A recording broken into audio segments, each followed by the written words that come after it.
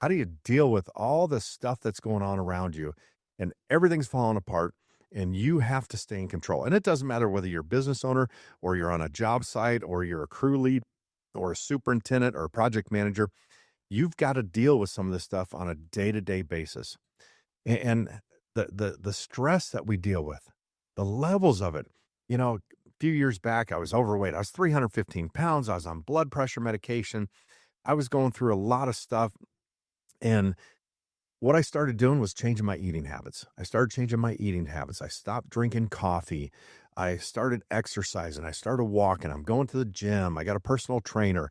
I'm doing everything I can to better myself physically. And to deal with the stress, you have to find those moments of, I guess, what we'd call self care. How do you take care of yourself? How do you almost have to step back and get away from everything.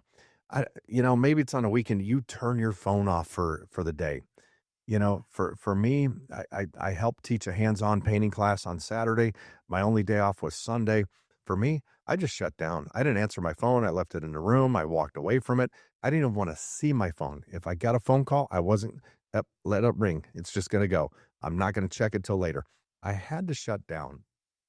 Sunday, the temperature dropped a little bit. We weren't 110 like we were a few days ago. It was only about 99 degrees. And, went to the swimming pool, went shopping early, took the dogs to the dog park. Me and my wife went out for a nice afternoon to get away from the house and sometimes just sitting at home, I get bored. I got to be doing something. I got to be reading a book, watching a documentary or doing something. And it was time for us just to get out and do something together. It was our day just to spend time with each other and not worry about anything else but just us.